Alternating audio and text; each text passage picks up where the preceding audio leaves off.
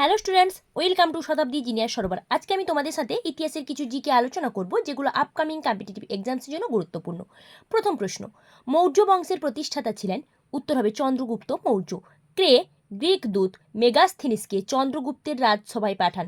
উত্তর হবে Seleucus. Next, Ashok মানব জাতির প্রথম ধর্মগুরু কে বলেছিলেন? উত্তর হবে স্মিথ। সাতবাহন বংশের সর্বশ্রেষ্ঠ রাজা কে? উত্তর হবে সাতকর্ণী।